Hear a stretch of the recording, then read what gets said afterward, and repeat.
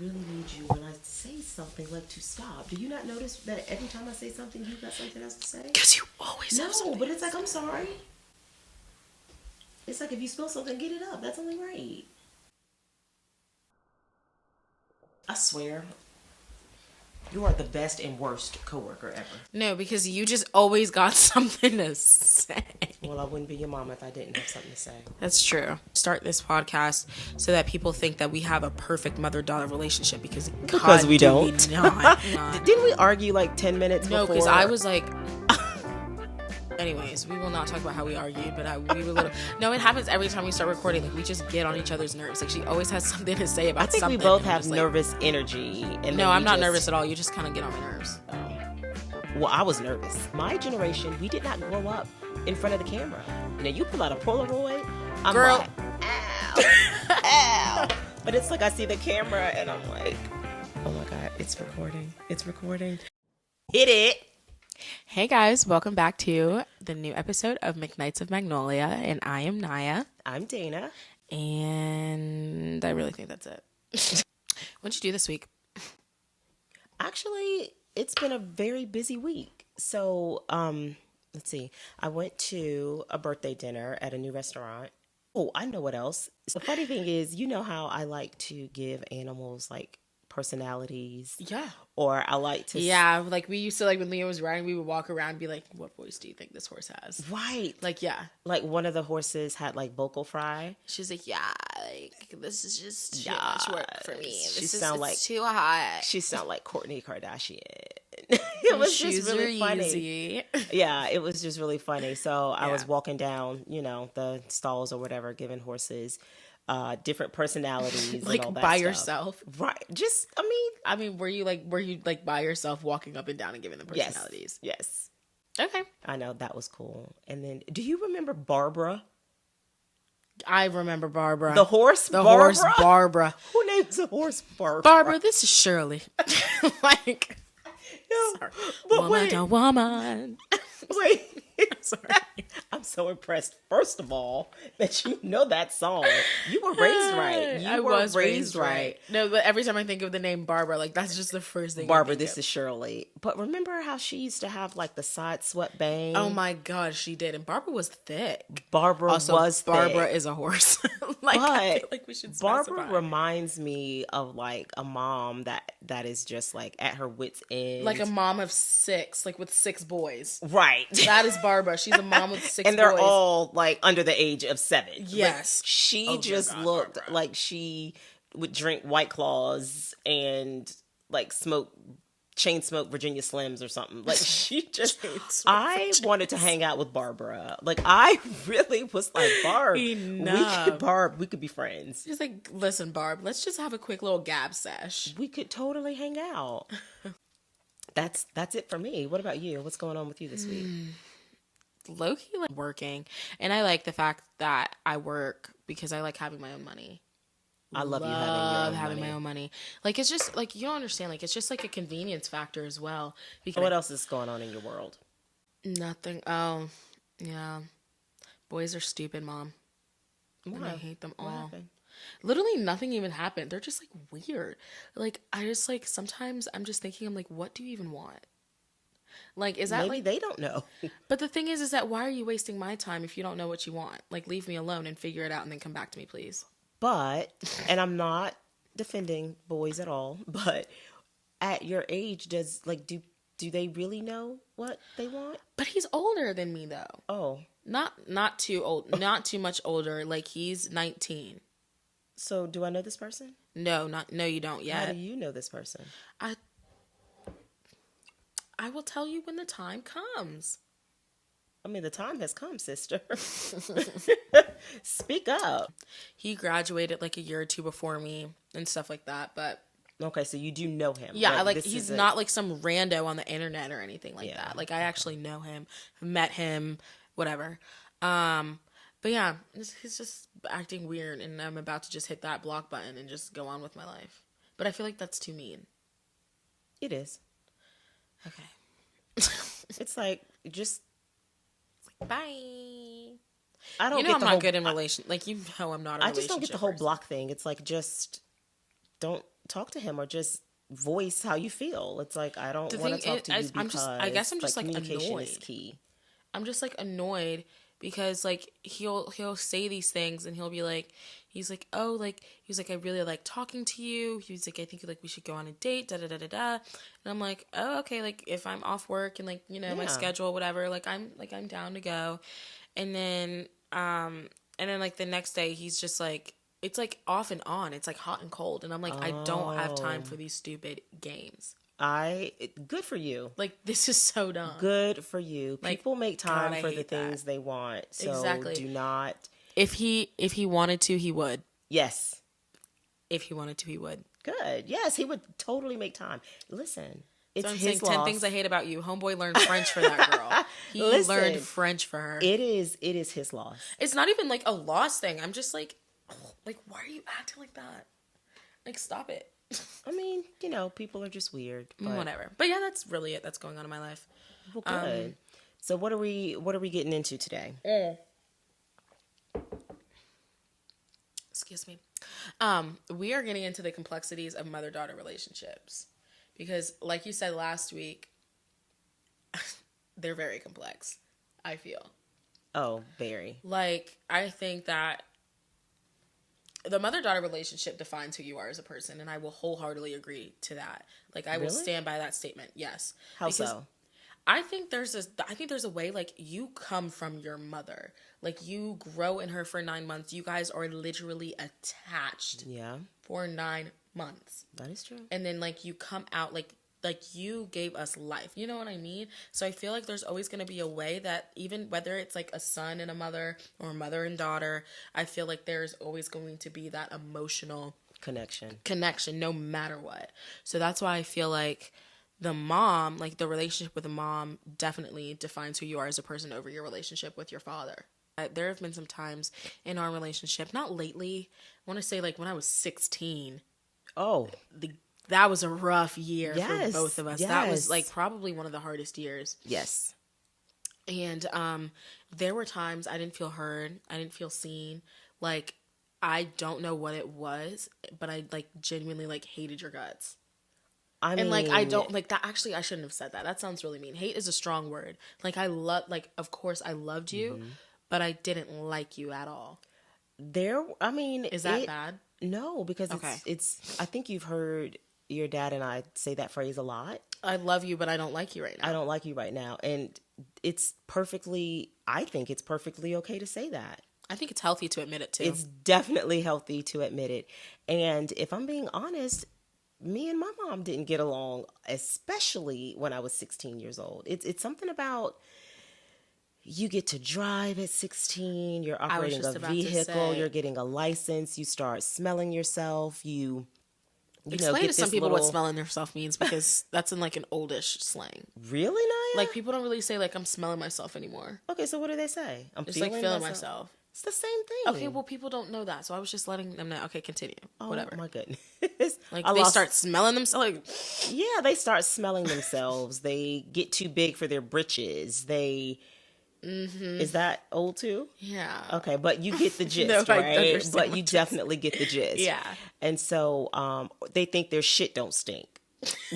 How about that? All right. And so I do think at 16, kids start to feel this overwhelming sense of independence. And sometimes it can go to one's head. I feel like it's definitely like during that time, you're in such a weird spot. Like, especially like with like, usually when you're 16, you're usually like either a junior or a sophomore in high school.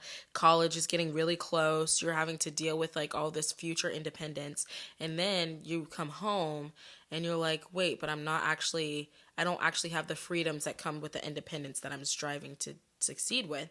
So you definitely get this like idea in your head. You're just like, well, I'm going to college soon. I can drive a car. I can do this. I can do that. And it's very hard when you have all of these responsibilities, but then you don't get the same freedoms yet. So that's a really hard, because at 16, it's like, yeah, by law, you are legally allowed to operate a motor vehicle, but there's so many things that you still don't know.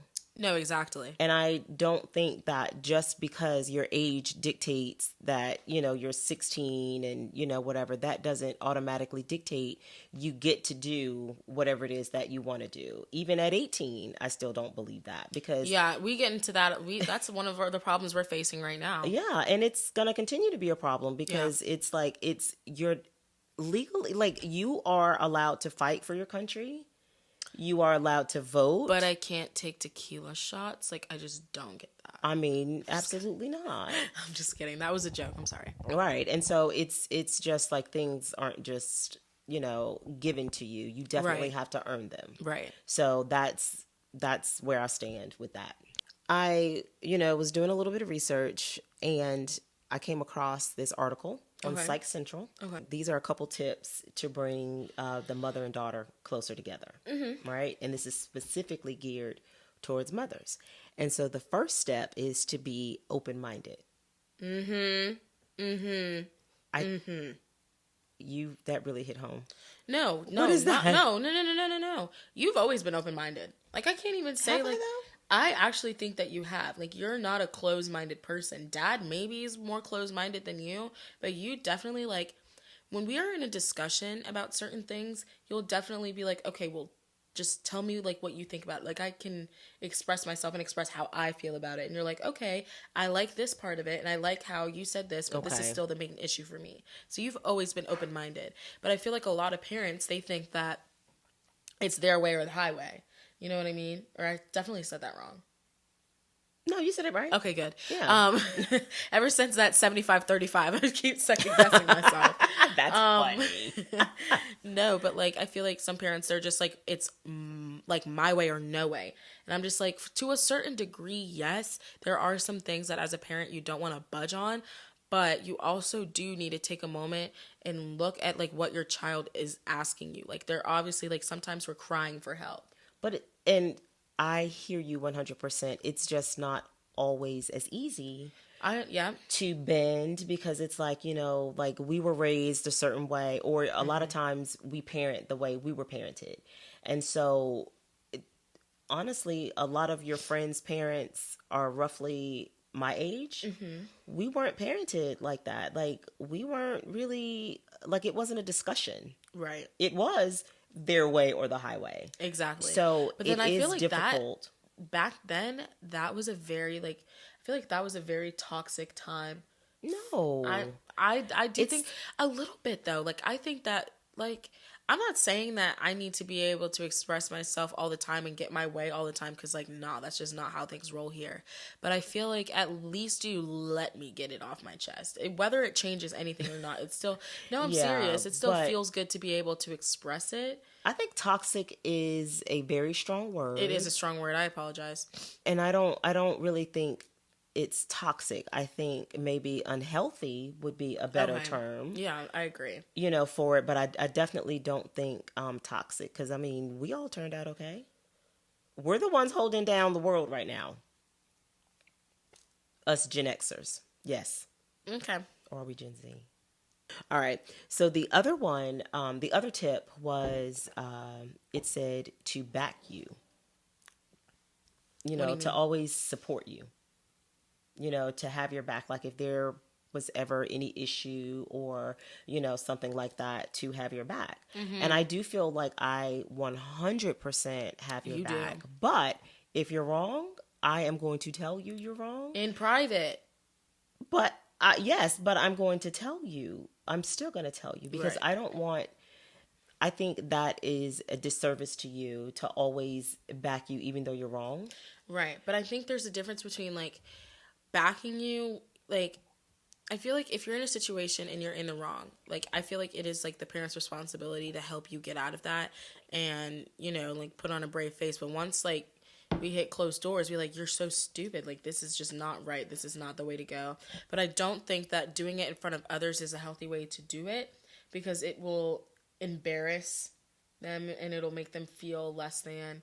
And I just don't think that it would make them comfortable speaking to you in the future. So the article also talked about practice reflective listening.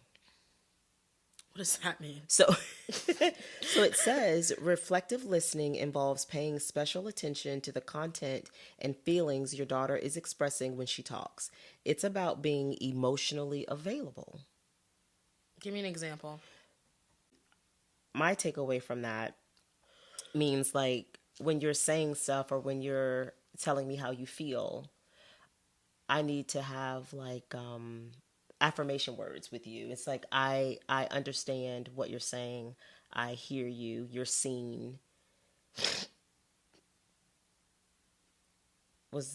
No, I'm sorry. I don't know why I laughed at that. I guess I just think that I'm just such like a realist person, and if they're like, "You're seen, I feel you, I hear you," I'm just like, okay. Like, But I don't know. some But people- that's just me. But some people need to hear that. No, 100%. And I think that is actually, I like that advice because I definitely do think that some people definitely do need to hear that. But I guess I'm just not as emotional, I think. I think you are a lot more emotional than you think you are. Truth. You are. And not in a bad way, but you are definitely, you are brave and you put on the best face ever. But you are emotional and not like you cry all the time or you know, whatever, but you are a sensitive person. Yeah, I kind of am. You are. Yeah. But I think it's absolutely beautiful. It is absolutely beautiful. You're so sweet. Thank you. Thank you. Thank you. Thank you. So the other tip is, and this, I think this was my absolute favorite. The tip for mothers to kind of, you know, keep that mother-daughter relationship healthy was to let your daughter teach you. Yes. Yes. That hit home for me. Because we went through that. We did. And it was kind of like to the point where I was like, no, Mom, like, I'm not trying to disrespect you and say that like what you're doing is wrong, but like, let me show you this because the world is constantly changing. So like, there is no way that you can absolutely go from the start of your life to the end of your life being exactly the same and navigating through life exactly the same. You can't do it. And I agree. And once I got out of my own way and actually started to, I mean, I've always known you were, you know, a person, but like to realize that you are your own individual person. And I am raising an independent, you know, girl, and I could learn a thing or two. Right. And that totally opened my eyes. Really? Yeah. And I'm glad. Yeah. And I definitely learned from you and I learned from your sister. That's good. So it was definitely eye-opening. And you still learn. Yeah. You're learning how to set up podcast equipment. I know. that is that really, hasn't really... tracked yet. That hasn't hit the membrane yet, but we're working on it. It's coming. I'm definitely learning new terms that I never even knew existed, you know, like via social media and stuff like that. So I am 100% evolving. I love that. The other tip was give her space. Yes. So, okay. So this I have mixed... What? Nothing. You tell me what it means and then I'll speak. I'll let you get just it out literally first. like give her space. And to me, I took that to mean, you know, physically and emotionally. I agree. Here's my thing. I feel like smothering kids is never healthy at all whatsoever. I feel like from the kids' standpoint or the parents' standpoint. For the kids' standpoint, this is definitely like, I feel like the way this is working is that you're telling me like, you know, these advice that I'm giving you, like, you know, my feedback on them. So I definitely feel like smothering your kids does more harm than good. I definitely feel like there is a safety aspect, and I don't think that you should just let your kids roam free and do whatever they want because they're like, I don't think that you smother me at all. I don't think you do I don't either. think I smothered you, but I do think that there were a few times that that I was a helicopter parent. But you know what? But it's like, I mean, I'm scared. I was scared. I mean, I'm still scared. It's like, I don't want anything to happen to you or your sister. And that goes for your dad too. So it's like, we don't mean to come off as, you know, like a helicopter parent or overprotective parents, you know, but it's like, you guys like, we love you, and our number one goal is to protect you guys. But your guys' definition of a helicopter parent is not as bad compared to other helicopter parents. Not bad is a bad word, but not as, I guess, severe as other helicopter parents. Like, what's your definition of a helicopter parent? Quite literally a parent that is up your butt 24/7 and doesn't let you have like any space or breathe at all. Like, they're constantly over you. Like, they don't let you do anything by yourself. Like, I don't understand how your kid can be going to college next year and they've never had any experiences in the world without you. Being strict for a kid, like, kids need structure. I will tell you that 100%. Like, obviously I don't have a kid, but I definitely do believe that kids need structure and they need rules and they need regulations and everything like that. Because when we get out into the real world and we're adults, again, there are rules and there are regulations that we must follow. But you need to be able to think on your own. Exactly. You need to be able to make certain decisions on your own. I believe that 1,000%. To prepare you for the real world. Definitely think independent thinking is crucial. Mm-hmm. You know, whether you're 7 or 17, you know, I definitely think that children need to be able to process things and think on their own. It is 100% very, very, very healthy.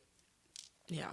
So then also I wanted to bring up it back to the space thing. Excuse me, I had a yawn. Yes, ma'am. You know, like back to the space thing. And I think I asked you if that meant physical or emotionally. You know, like when you're upset, you're like, I need a minute, whatever. And I'm like, okay. But then it's like, physically, like, does that mean you get to close yourself off in your room and then slam the door? And, you know, because that, I'm like, I'm coming in the door like, what's Biggie, up? kicking the door, waving the 4-4. Because it's like, did you just slam the door in my house? Right. Did that? So that's not gonna happen. But I do believe that you guys, I do believe in taking some time to calm down. Mm-hmm.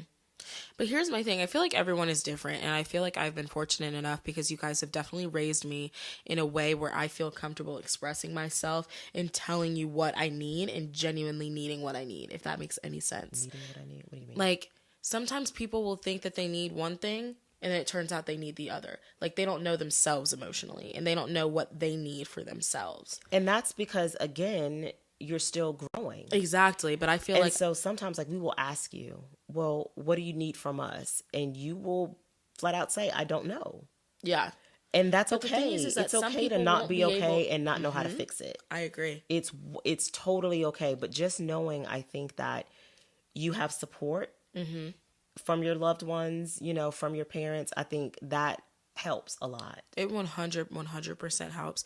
And I feel like, for me, I'm the type of person who, when I am feeling down, I definitely, like, and this is something that I've definitely struggled with, I close myself off. I don't like talking to, like, I won't talk to my friends. I won't talk to you guys. I will quite literally just, like, sit in my room and do nothing. And it's become to a point where it has really severely affected me mentally. And so now, when I'm feeling, like, upset or over something like that, I've realized that, like, getting out and doing things when I'm upset helps me. And I feel like sometimes, like, you kind of don't understand that a little bit, but, like, when, like, here's the most recent example I can think of, when we had to put Athena down. That day, I was, like, being in the house hurt me. Yeah. And, like, every time I would, like, I was just, like, being home was, like, this hole of sadness is what I felt like. So I went out, I got myself, like, some food or some lunch, ended up meeting one of my friends, and we were just, like, hanging out or whatever. And then I feel like, we never really discussed this, but I feel like for you, a little bit, you definitely felt like, oh, well, she just doesn't want to be home. And I feel like that's not what it was at all. I needed to get out, and I wanted to know if you or Leah would want to come with me. And it totally wasn't you. It was me, if I'm being honest. It was, I needed you and I wanted you to be home, and I didn't, and I did not communicate that to you. Sometimes, And it would have been, and it would have, looking back on it, it definitely would have been a lot easier to say, Naya, this is how I'm feeling. Yeah. And I didn't give you that opportunity. And for that, I am sorry, but that is exactly. I don't think that's something to apologize over. I feel like people definitely grieve differently. Right. And I wanted us to be in here all, grieving sad together. And together. I mean, not necessarily sad, but I just wanted us, to be together. But again, I can use my words, and I didn't. And I do feel like that is another thing that we need to work on. For me, I like to think I'm a pretty literal person. Yeah. So when certain things, when I'm out or whatever and you want me home and I ask you, I'm like, well, do you want me home? And you're like, well, no, I want you to want to be home. And it's I don't think you get, sometimes I feel like you think that I don't want to be home. And that's not it at all. No, I don't think that. But if you want me, I really, really in those situations, I want you to tell me yes, I want you to come home, or I would really I miss you, I want to hang out with you, whatever. And it's the I miss you. It is not I want you home. And I do, and I will do a better job of saying that, because you're right. It's I'm saying one thing, but I really mean another. Right. And then that's not good. I just need to be upfront and say, I miss you. Let's sit on the couch. Let's. And I will come home in a heartbeat. I don't mind being at home. I like it here. I like the environment and the vibes that we have here. But sometimes I still do I mean, you are a young girl with tons of friends, and I'm not mad at you. I get it. It's do I really I'm thinking when I was 18, why don't you did come I with want to us? be at home with my mom? Why don't you ever come out with me and my friends though? Y'all are crazy. We're not even crazy. One day, I swear, one day this weekend, I want you to hang out with me and my friends, please. Okay, I'll see. Well, I won't say we as a whole collective, because I don't know how other kids are. But for me, I get over things very easily and very quickly. You do. And you kind of like to harp on things a little bit. And because it's still on my heart. I know it is still on your heart. You're a feeler. You feel. I am. And sometimes I'm just low key and that's okay. I'm gonna say this. We have gotten into a lot of fights behind that, because I will mess up and I'll apologize and I'll be like, you know what? I'm sorry. You're right and I'm wrong. And I'll admit it. And she's still on it. And I come up to her. I'm like, hey girl, whatever. And she's like, no, what are you doing? What was I even saying? Tell me the last thing that you were talking about how I am. I'm still angry about stuff. But that's because it's 20 minutes later. Because I'm yo, we apologized and moved on. But your moving on is 20 minutes. Mine might be 20 hours. I just need some space. We talked about give her space. Yeah, true. We just said that. Give her space. I be in and there, I'm just I'd be hopping in the bed and be like, hey, mommy. And she's like, girl, what are you doing? And I'm like, I want to sit and stew in it sometimes. No, because she wants to sit there and she's like, And I don't even think she's actually mad. I know. I don't even think I'm really angry either. Mad. I don't make myself angry. No, because you rethink about the situation that happened and you make yourself mad. I know. I do need to let it go more faster. Rather, she took my favorite pair of earrings. I'm like, girl, your earrings are right there. I promise, I gave them. Or back. I go to use my curling wand and it's not there, and I'm like, if you use it, put it back. And then it's I don't want to. True, I do feel bad about that. I don't want to come looking for my things. That's the thing. It's if you use it, I just be call me real quick and be like, where is it at? And be like, it's right there. Go get it. I'm not doing all that. Okay. I'm not doing all that. So am I boring you? No, I don't know what's going on. I think it's because I stayed up till 3 a.m. editing last week's podcast. I mean, am I boring you? No, because I like these discussions, but obviously I should have popped. There should be coffee in here for real. I mean, my goodness. Okay, well, moving on. Let's wrap this up. No. I definitely just think that we do need to make sure that we do realize that they are trying, and no parent sets out to be a bad parent. No parent sets out to derail you in any way, whether it's emotionally, whether it's physically or anything like that. Unless, unfortunately there are the rare occasions where some parents do purposely derail their children in more ways than one, but let's give our moms and our dads some slack. Let's give them a break a little bit, I feel. That's awesome. And I also think that it helps if you guys realize that we were your age once. Yeah. That all the time. I'm right. It's I think you think I was born 48 years old. And no, it's you're like, 35 in my brain. thanks, girl. You're welcome. But it's like, I think sometimes you guys think that we were born a mom. Yeah. Mother has lived. Your mother has lived.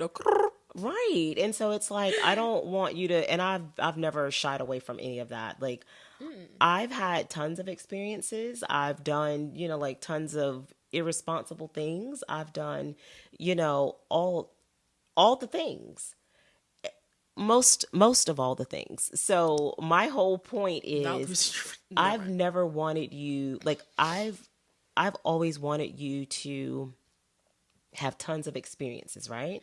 Whether they were right or wrong, I was okay with it because I want you to experience these things while you're still here so that if something goes wrong, if, there's an issue, I can help you navigate it. What I don't want is for you to experience things on your own for the first time and you have already moved away from home. Exactly. It's like, I definitely want to be able to help you and to guide you through it. And it's not with advice. It's not with, whatever, but it's more being a shoulder to lean on and to help guide you in the right direction. Exactly. Because the choice is ultimately yours. I can't make choices for you. And I think you know well enough what good choices and not so good choices are. Yeah, I can always tell before I do something whether or not it's a good one or a bad one, but it's just like, how bad is the bad? Right. And you also need to think about, how will this affect me 5 minutes from now, 5 years from now, 15 years from now? What will this decision, bring about? So 100%. That's that. So awesome. I like this discussion that we had. This was good. I think this was a really good discussion, and hopefully I feel like this can help some people, because I definitely feel like in every mother-daughter relationship, there is definitely a year or even a couple of years in your relationship where you guys just cannot seem to see eye to eye. And it's like no matter what. And I think if people don't admit that, that's maybe not the truth. We didn't want to start this podcast so that people think that we have a perfect mother-daughter relationship, because we don't. We not. We don't. Like, I'm telling you right now, we definitely do not. Didn't we argue like 10 minutes before? No, because I was like... Anyways, we will not talk about how we argued, but we were little. No, it happens every time we start recording. Like, we just get on each other's nerves. Like, she always has something to say about something. I think we both have nervous energy. And no, I'm not nervous at all. You just kind of get on my nerves. Oh. Well, I was nervous. You were nervous? Yeah. Oh, you're so cute. And I think I was just like in a tizzy. I said tizzy. I like that word. I love tizzy. But yeah, I think I was just in a tizzy, and then it was just like I was just nervous. I mean, this is new. I feel very vulnerable. Like, my generation, we did not grow up in front of the camera. No, it's been a lot. It's taken a lot of work. Now you pull out a Polaroid, I'm girl, like, ow, ow. But it's like I see the camera, and I'm like, oh my God, it's recording. It's recording. What's the difference? Totally you just don't have to shake it. I mean, that was the beauty of it. And then you could redo it. You could, like this whole going live, the whole... But this isn't live. I mean, no, I'm just saying. But like, there's so many avenues to put yourself out there immediately. We did not have that. Prime example. Like, if whatever we were doing in Virginia, no one in North Carolina knew what we were doing. Truth. I agree. Yeah, that's so true. But with 2 clicks... I can tell you what all of my... Yeah. People halfway, well, all the way around the world can know what's happening in your world. And it's scary. It's really scary. It is scary, but I feel like it definitely also gives a, like right now, I feel like there were some friends of yours from college who moved away and who, like, you don't know what they're up to. You don't know what they're doing. Oh, it's been beautiful for that. 100%. And it's so amazing. Like, I have, like, people from high school that I still talk to that are in Florida, that are in New York, that are in Mississippi. Yep, in Mississippi. Alabama. How do you spell Mississippi? M-I, crooked I, humpback I. Yes, you were raised right. No, yeah, Dad did teach me that before we went to see Big Mama. Who? Dad. No, he didn't. His family's from Mississippi. Yeah, he did. Naya. On God, he did. Did you? Yes. I don't remember that. Right? I think I'm done. I'm done. I think I'm tapped out. Me too. Bye. I'm just kidding. No. I'm gonna go find a Polaroid. I have one. I have one. I have my camera. original Polaroid. Stop. Can we get film? From like 80? Okay, first Can of all, we go get film? Yeah, but first of all, the Polaroid film is so crazy expensive. I will literally. We can go. 50, I mean, I'll buy it, but it. it's just crazy expensive. Because we need. I think we like. Stop, y'all. What do you think about this? Our day after Christmas parties, we whip out the Polaroid and we keep like a photo album of all cute. the years. That would be cute. I have genius ideas. Okay, but anyways, I am just gonna say thank you guys so much for watching and comment, subscribe. Yeah, 100%. We literally, like, when I say, like, this is so stupid. Like, we literally have 20 subscribers, but, like, we couldn't do it without you guys. And 19 of them was, like, family. No, for real. 19. It's okay. And I'm going to say the other 3, I want to say, like, no. We have, like, 26 right now. Oh. Yeah, we're up That's there. Viral. That is viral. That's viral. That's when I say, like, 4 of them are my friends on Snapchat. Like, literally, this is crazy. It is what it is. But honestly, thank you guys. We'll see you next time. You are nuts.